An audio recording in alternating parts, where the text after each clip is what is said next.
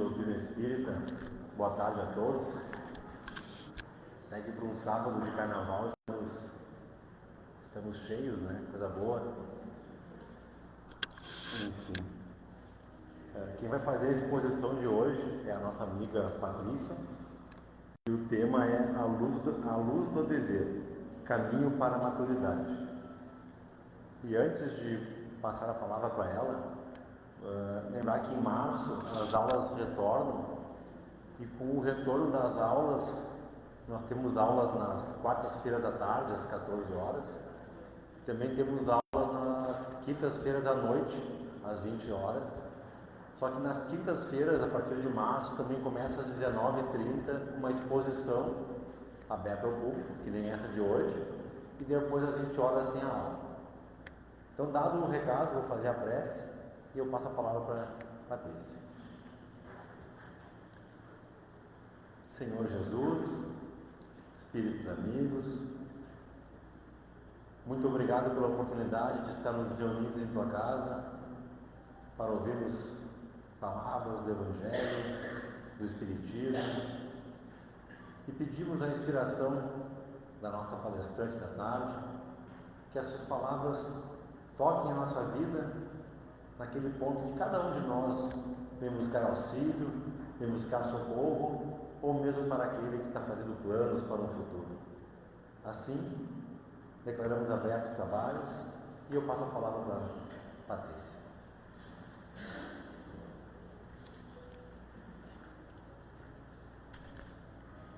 Uma boa tarde, queridos amigos, aos amigos que nos acompanham presencialmente, também aqueles que nos acompanham em formato virtual. Nós rogamos ao amado Mestre Jesus que Ele abençoe a todos nós nesta tarde de estudos espíritas. E falando nisso, é curioso nós pensarmos que é bastante frequente, assim que nós conhecemos a doutrina espírita, assim que nós entramos em contato com os seus ensinamentos, é bastante comum que nós pensemos que o objetivo da doutrina dos espíritos é provar à humanidade a existência dos espíritos, ou seja, a imortalidade da alma. É bastante comum que nós pensemos que o objetivo precípuo da doutrina é nos fazer compreender a possibilidade da comunicação entre os dois planos, entre os espíritos desencarnados, aqueles que não têm corpo, e nós que temos um corpo, que somos chamados de encarnados. Conforme nós vamos mergulhando no estudo da doutrina, conforme nós vamos adquirindo a compreensão sistemática do Espiritismo, nós vamos construindo dentro de nós a convicção de que o objetivo da doutrina não é comprovar a existência dos espíritos. O objetivo da doutrina dos espíritos, o objetivo esse confirmado por Allan Kardec, é a transformação moral da humanidade. Então, quando Deus permitiu que a doutrina dos espíritos fosse codificada, que as obras que compõem a codificação fossem publicadas, divulgadas, disseminadas pelo mundo, a intenção da espiritualidade superior era de contribuir com a transformação moral de cada um de nós. E a partir desse trabalho de formiguinha de transformação individual, culminar então com a transformação do planeta como um todo, da humanidade em geral. E como que a doutrina espírita contribui conosco para que nós possamos nos transformar moralmente? Ela faz isso a partir dos ensinamentos que ela dissemina, porque ela responde para nós, seres humanos, questões que são milenares e que nos acompanham desde o momento em que o nosso aparelhamento cerebral nos permitiu fazer indagações, nos permitiu questionar, nos permitiu refletir acerca de nós próprios e da vida. Então ela vai nos ensinar quem nós somos, nos dizendo que somos espíritos imortais, que já existíamos antes desse corpo e que depois que esse corpo terminar, depois que ele deixar de oferecer condições de trabalho, nossa essência espiritual vai continuar existindo. Então somos espíritos imortais que pré-existimos ao corpo e que sobrevivemos a ele.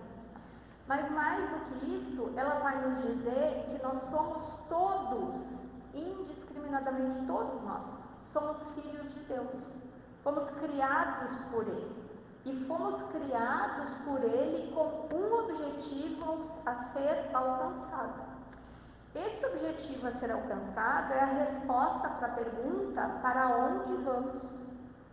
Nós caminhamos todos rumo ao progresso, ao aperfeiçoamento espiritual. Junto com a conquista dessa condição de perfeição moral, nós conquistamos também a felicidade. Não a felicidade temporária, não a felicidade ilusória das sensações e dos prazeres que o mundo material e que o nosso corpo nos proporciona, mas a felicidade real, a felicidade da alma, do espírito imortal. Mas além de nos ensinar isso, a doutrina espírita ainda nos diz como que nós vamos conseguir alcançar esse objetivo. Ok, Deus nos criou, nos colocou uma meta a ser alcançada e Ele também nos deu as condições para que conquistemos essa meta. Então, Ele nos oportunizou as existências sucessivas ou as reencarnações. São essas experiências em um corpo que nos permitem vivenciar diferentes situações, diferentes experiências, diferentes desafios no nosso mundo.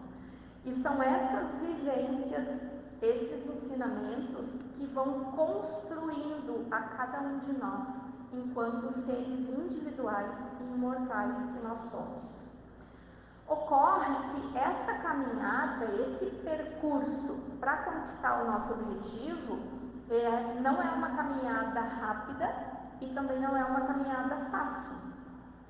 E Emmanuel, no livro Vida e Sexo, quando ele está fazendo, é um livro todo voltado para questões da família e da energia sexual. Então, quando ele está começando o livro, ele vai nos dizer que existem, em geral, duas espécies de almas encarnadas no planeta Terra. E é claro que ele está falando de nós. Ele vai dizer que existem as almas que podem ser consideradas primárias e as almas que podem ser consideradas conscientes. Essas almas primárias, elas são caracterizadas pela impulsividade, quer dizer, agem por impulso. Então, dá a vontade, vai lá e faz. E ele vai descrever as características dessas almas, levando em consideração as relações afetivas. Então, ele vai colocar lá no livro 4 características das almas primárias, no que diz respeito às relações afetivas, e ele vai também caracterizar o que sejam as almas conscientes. Mas nós vamos ficar só nessa classificação, sem entrar em detalhes. Vamos nos ater à questão da impulsividade, que é o que caracteriza as primárias, e a questão da conscientização, da razão, que caracteriza as conscientes.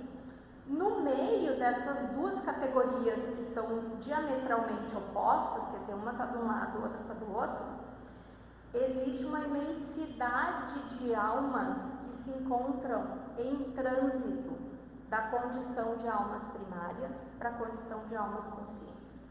Essas almas que se encontram no meio do caminho, que são a grande maioria de nós, elas possuem características dos dois grupos. Então, elas possuem algumas características das primárias e outras características das conscientes. Isso equivale a dizer que alternamos momentos de impulsividade nas nossas escolhas e nas nossas ações com momentos de razão, de consciência a respeito de quem nós somos e do propósito da nossa vida. Ocorre que essa condição de almas primárias, quer dizer, muito mais perto do ponto de partida da criação do que do ponto de chegada à perfeição, essa impulsividade nas nossas ações, ela resulta para nós próprios em situações dolorosas, em situações duras, em situações amargas de serem vivenciadas, porque a lei é de causa e efeito. Então, se nós agimos gerando dor e sofrimento no outro, que é o que a impulsividade faz, a lei nos responde com dor e sofrimento para nós próprios. Então, nós vamos construindo para nós, através das nossas experiências, através das nossas escolhas, situações de dor, situações de sofrimento. Por que isso? Porque Deus é ruim? Porque Deus é mau? Quem vai nos responder essa questão é a própria doutrina dos Espíritos, na questão 614 do Livro dos Espíritos, quando Allan Kardec pergunta que se deve entender por lei natural. E ele vai obter como resposta: a lei natural é a lei de Deus, é a única verdadeira para a felicidade do homem. Indica-lhe o que deve fazer ou deixar de fazer, e ele só é infeliz quando dela se afasta. Então, através dessa questão, dessa pergunta e dessa resposta, nós encontramos a causa das nossas dores e dos nossos sofrimentos.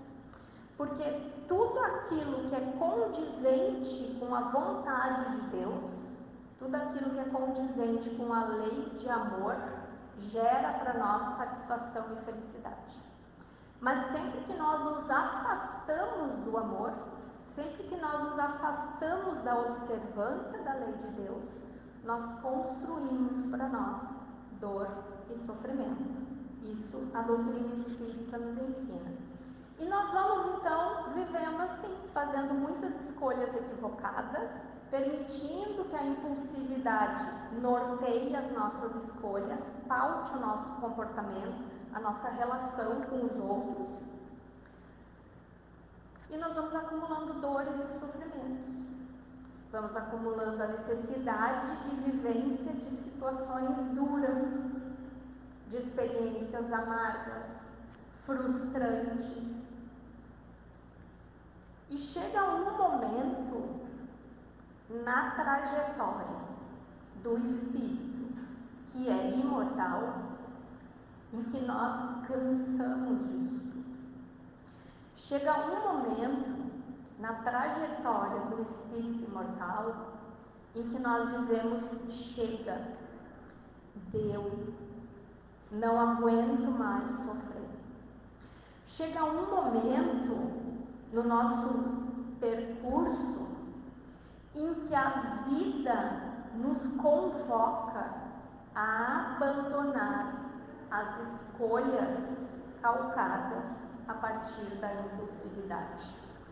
Chega um momento em que a nossa própria alma, cansada de sofrer, cansada de dar murro em ponta de faca, começa a fazer movimentos internos em busca de uma nova realidade, em busca de algo que não seja dor, que não seja sofrimento.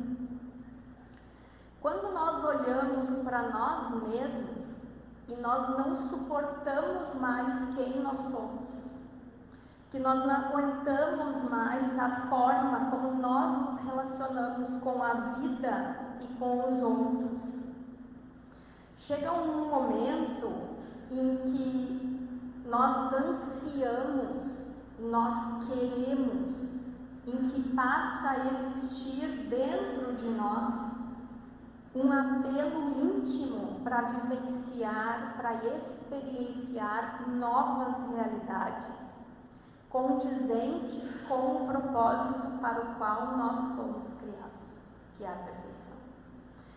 Quando acontece essa situação íntima dentro de nós, de cansaço da dor, de cansaço do sofrimento, de não queremos mais continuar do jeito que nós temos vivido até aqui, é nesse momento que a nossa alma desperta. E é nesse momento em que ela passa a querer viver da verdadeira felicidade, não da felicidade aparente, ilusória do mundo, mas dessa felicidade de agir de acordo com a lei de amor, de agir de acordo com a vontade de Deus. Quando esse movimento interno chega em nós, quando essa vontade toma conta do nosso coração, é nesse momento que desperta em nós o que Lázaro vai chamar, lá no item 7 do capítulo 17, de um dever. Então, o dever, ele surge nesse momento em que nós, cansados da dor, dentro de nós, nos damos conta, nos percebemos de que é impossível avançar, é impossível progredir afastados do amor. E é nesse momento, então, que nós nos autoconvocamos a uma transformação íntima. É nesse momento em que nós dizemos para nós mesmos: ok, até aqui nós viemos no passo errado. A partir de agora, nós vamos procurar acertar o passo. Então, o dever, ele é essa visão interna, nítida. O que nós queremos dizer com nítida? Que não existe espaço para dúvida, é isso, essa convicção interna de que nós, enquanto espíritos imortais que somos, nós precisamos nos comprometer com a nossa própria evolução.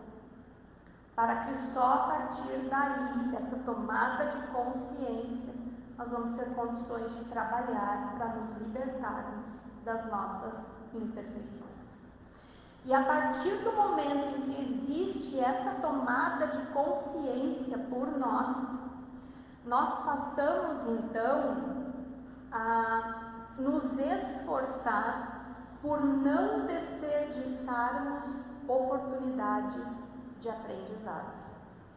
Nós começamos a agir com foco no objetivo último, aquele que está lá adiante, que é o nosso aperfeiçoamento moral. E aí é nesses momentos em que as pessoas vão olhar para nós, algumas vezes como se nós fôssemos de outro planeta, e vão nos perguntar assim: tá, mas todo sábado tu vai lá trabalhar com os jovens? Todo sábado, né? Sim. No meio de um feriadão de carnaval, tu vai lá de graça, sem cobrar nada, fazer uma palestra? Sim.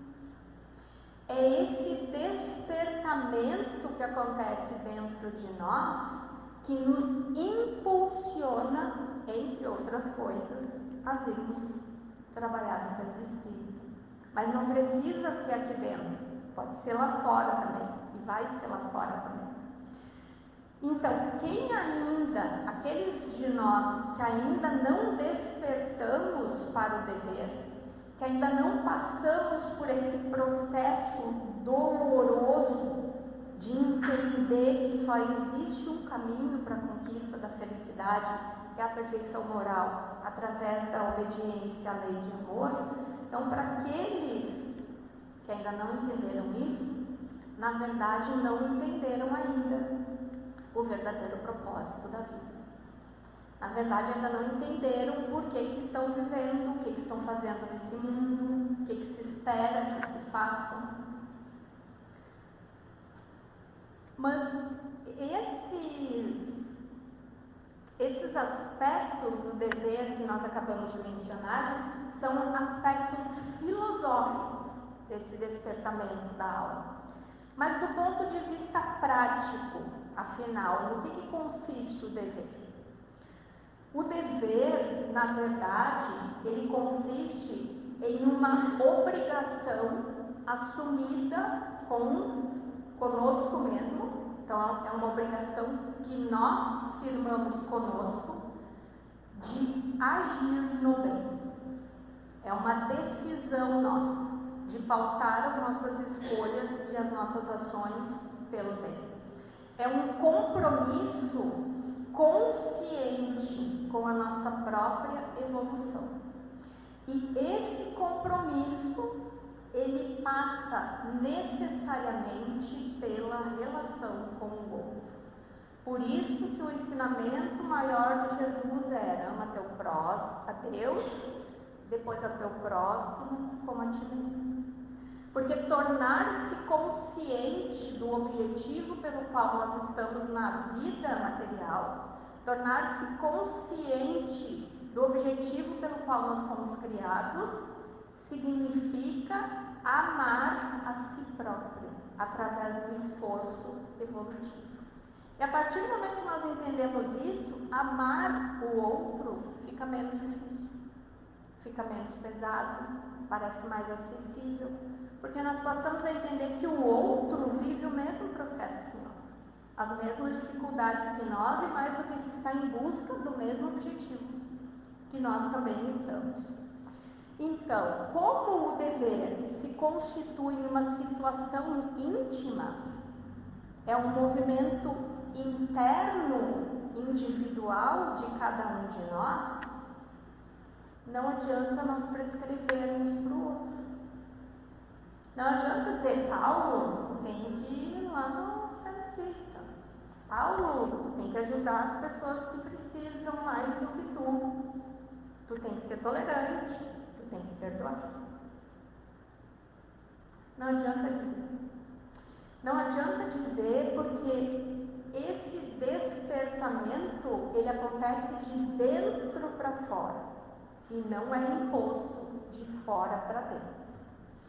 E como é um movimento interno, é por essa razão que Lázaro vai dizer lá no Evangelho que não tem testemunhas às suas vitórias, ou seja, ninguém fica sabendo quando nós cumprimos fielmente com o nosso dever, e não sofrem repressões às suas derrotas. Por quê?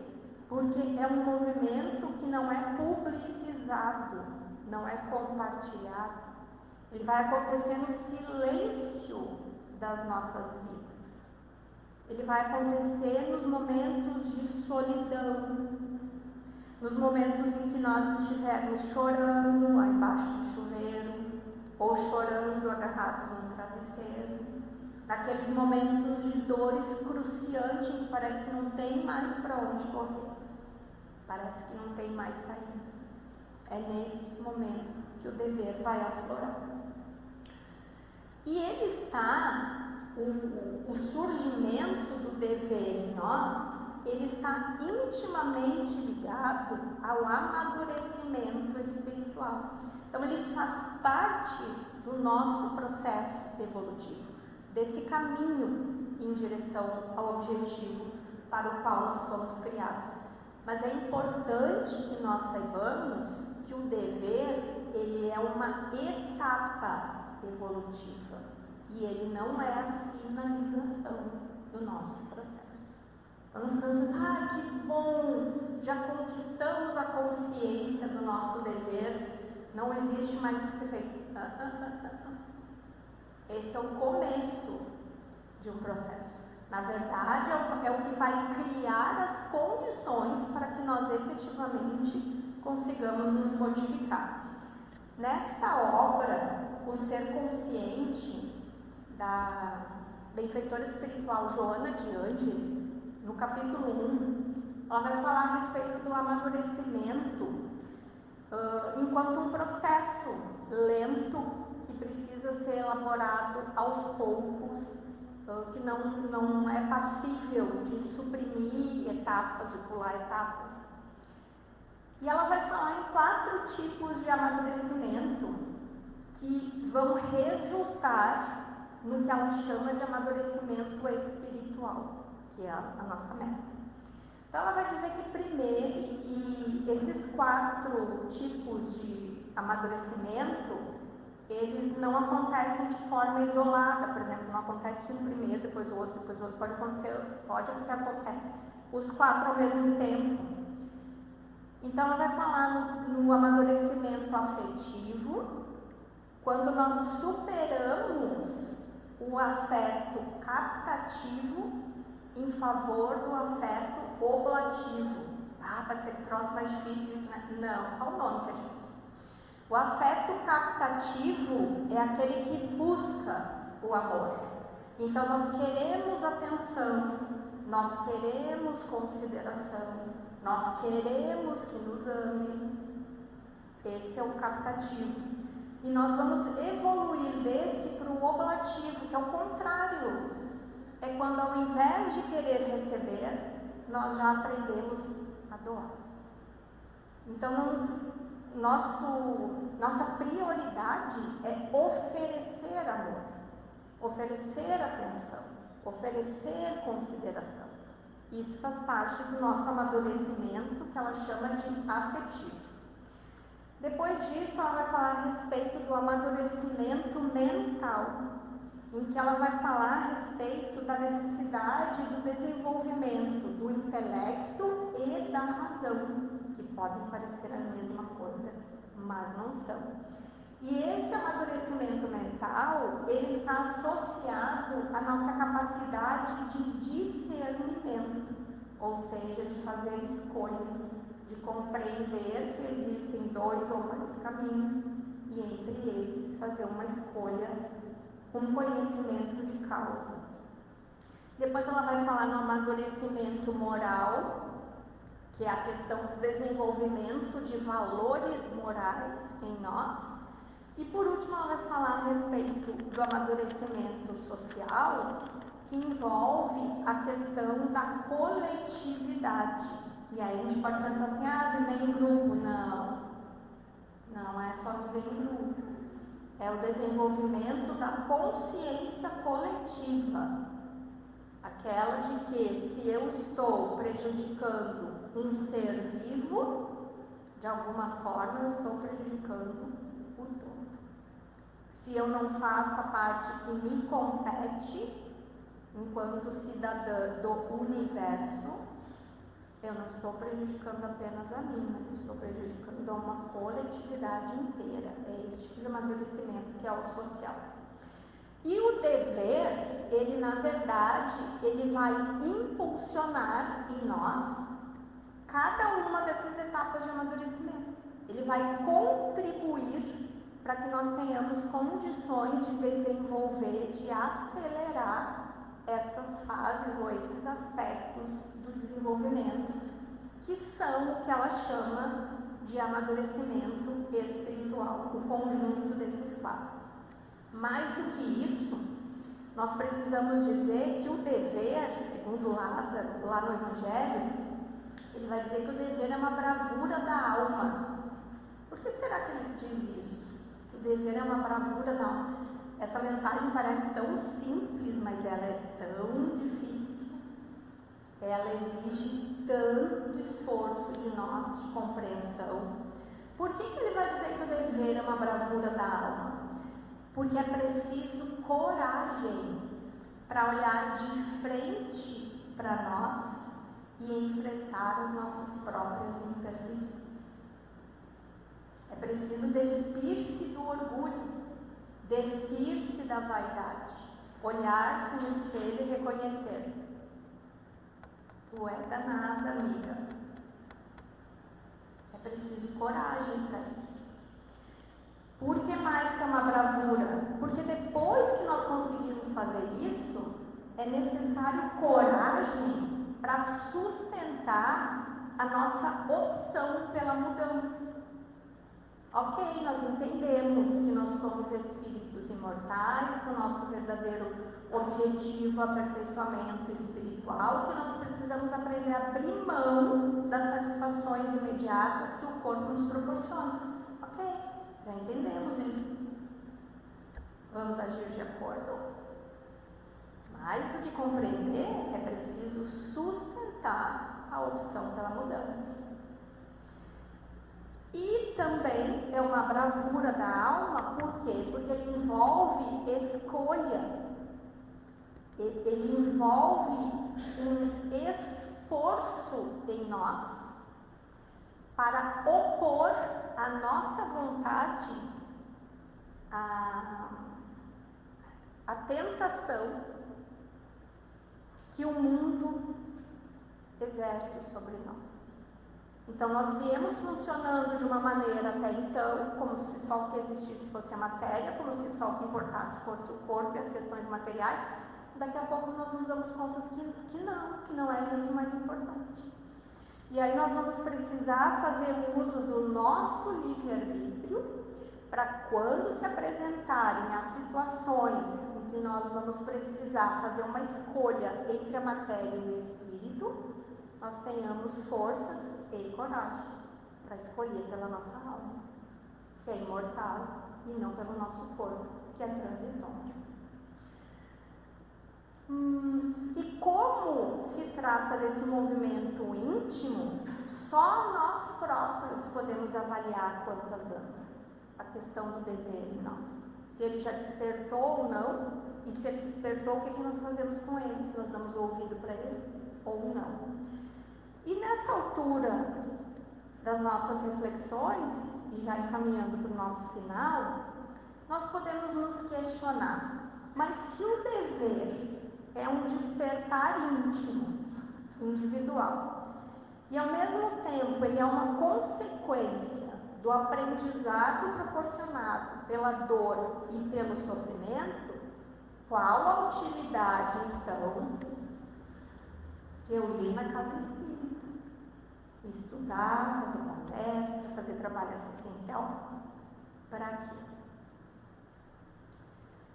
Então, se nós voltarmos lá para Joana de Ângeles, nós vamos conseguir compreender que tudo isso que a casa espírita nos oferece se constitui em um apelo ao nosso amadurecimento afetivo, na medida em que a casa espírita nos ensina a dar sem esperar retribuição. Contribui para o amadurecimento afetivo. Mais do que isso, é um apelo ao nosso amadurecimento mental, porque as reflexões que são feitas aqui, tudo aquilo que a gente lê, que a gente assiste de aula, de palestra, que a gente vê em filmes, nos ajuda a discernir, a ir separando o que nos faz bem do que não faz. O caminho que é melhor ir, melhor por aqui, melhor por ali. Então vai nos dando conhecimentos e nos oportunizando refletir a respeito do que nós queremos para nós e do que é melhor ou não para nós. Apelo à elaboração de valores, como isso parece pouco e ao mesmo tempo é tão importante no nosso mundo. Porque quando nós viemos para dentro da casa espírita, nós conhecemos pessoas que pensam como nós, no sentido de que se preocupam com as suas almas como nós, de que valorizam a alma em detrimento do corpo como nós. E aí nós não nos sentimos sozinhos. E também um apelo ao trabalho no bem coletivo, que a gente vai desenvolvendo esse sentimento de consciência coletiva. Mas talvez o mais importante que a doutrina espírita tenha para nos ensinar é que ela nos diz que a nossa felicidade, ela só é obtida com o nosso esforço próprio. Nós precisamos escolher sermos felizes, da felicidade do aperfeiçoamento espiritual, da maturidade espiritual. Nós precisamos nos esforçar para isso, quer dizer, não é um trabalho que cai do céu no nosso colo. Nós precisamos trabalhar muito nós mesmos, para conseguir conquistar essa situação. E aí nós entendemos Paulo, então, com aquela frase que muitos repetem e não entendem o que significa. Quando ele diz que tudo me é lícito, ou seja, nós podemos fazer as escolhas que nós quisermos, porém, nem tudo me convém. Podemos, todos nós fazer escolhas equivocadas. Mas isso convém para as nossas almas? Convém para nós que já entendemos que o propósito é o aperfeiçoamento? É o espírito e não o corpo e não a matéria? E quem tem pressa nesse processo é cada um de nós. Porque quem de nós não quer deixar de sofrer? Quem de nós não quer conquistar a felicidade real? Não essa que passa em qualquer ventinho, mas essa que a gente constrói de verdade dentro de nós. E aí, então, nós vamos ler, para encerrar de fato o nosso trabalho, dessa obra Religião dos Espíritos. Ela foi ditada por Emmanuel através da psicografia do Chico. Ela foi ditada no ano de 1959. Ela tem por título Felicidade e Dever. E Emmanuel vai dizer: a procura da felicidade assemelha-se, no fundo, a uma caçada difícil. Taxando-a por dom facilmente apresável, há quem a procure entre os mitos do ouro, enferrujando as mais belas faculdades da alma. Na fossa da usura, quem a dispute no prazer dos sentidos, acordando no catre da enfermidade. Quem lhe suponha a presença na exaltação do poder terrestre, acolhendo-se a dor de extrema desilusão. E quem a busque na retenção do supérfluo, apodrecendo de tédio em câmaras de preguiça. Não há felicidade, contudo, sem dever corretamente cumprido. Observa, pois, o dever de que a vida te incumbe. Vê-lo-ás, hora a hora, no quadro das circunstâncias. Na fé que te pede serviço. No serviço que te roga compreensão. No ideal que te pede caráter. No caráter que te roga firmeza.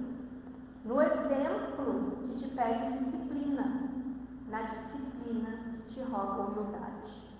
No lar que te pede renúncia, na renúncia que te roga perseverança. No caminho que te pede cooperação, na cooperação que te roga discernimento. Por mais agressivos se façam os empeços da marcha, quer dizer, as dificuldades do caminho, não te desvies da obrigação que te recomenda o bem de todos, sempre que puderes e quanto puderes, seja onde for. Porque te mostres leal a ti mesmo, é possível que a maioria te categorize a conta de ingrato e rebelde, fanático e louco. A maioria, no entanto, nem sempre abraça o direito. Não podemos esquecer que no instante supremo da humanidade, ela, a maioria, estava com Barrabás e contra o Cristo.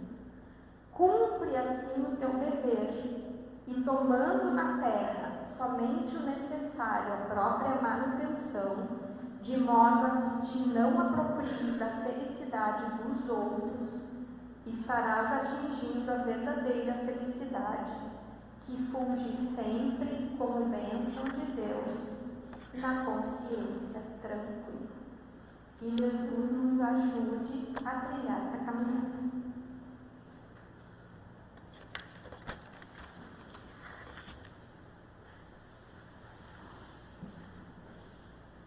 Agradecemos a Patrícia pelas palavras. E agora, nesse momento, vamos passar para a prece. E durante a prece será aplicado o passe no salão. Eu convido os médiuns, aplicadores de passe, para virem à frente, enquanto eu faço a prece, aplicarem o passe. Senhor Jesus, Espíritos amigos, nosso Deus, novamente agradecemos a oportunidade de estarmos reunidos em Tua casa, para que vimos colher as bênçãos que vêm dos céus. Que cada um de nós, durante a exposição, possa ter ouvido uma palavra, uma frase, que toca o momento da vida que está vivendo, que ajude a superar as suas dificuldades, as suas lutas materiais, morais, espirituais. Que as palavras que foram ditas também ajude aquele que, mesmo em um momento bom, faça os planos para o futuro, querendo seguir um caminho correto. Que o momento da tarde seja para aquele que está doente, tem algum familiar doente, alguém próximo que está doente, ajudar no seu processo de cura. Que o momento da tarde seja para aquele que está na sua batalha, com seus desafios espirituais, que também sirva de momento de apoio para essa luta. Para aquele que está na luta da vida material, com as suas dificuldades e seus acontecimentos que por vezes balançam a nosso cotidiano, que a tarde de hoje sirva de um ponto de apoio para quem está nessa luta. E também aproveitamos o momento, pedimos para os bons espíritos, aos espíritos amigos, que se dirijam aos nossos lares e lá deixem as suas bênçãos para aqueles que lá estão, nossos filhos, esposos, esposas, outros parentes que convivam conosco, que as bênçãos cheguem até eles. Também aproveitamos esse momento, Deus, para cada um de nós, nesse pequeno silêncio que vamos fazer, eleve seu pensamento ao Senhor e faça o seu agradecimento e o seu pedido a Deus.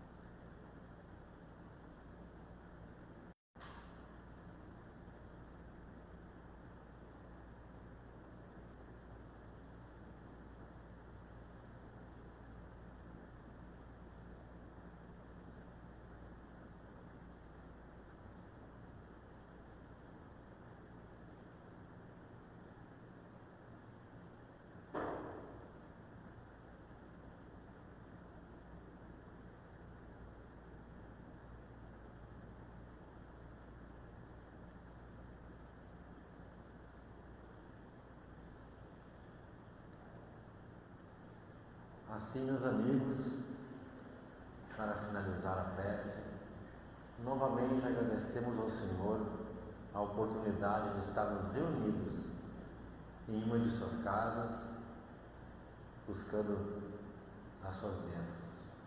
Muito obrigado. O passe ainda está sendo aplicado no salão, assim que ele terminar, eu aviso.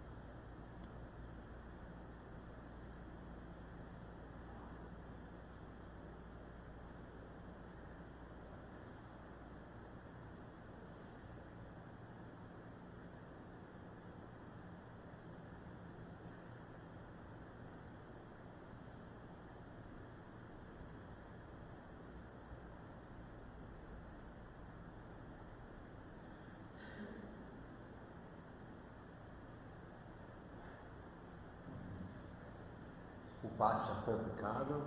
Muito obrigado pela presença de todos e até a próxima semana.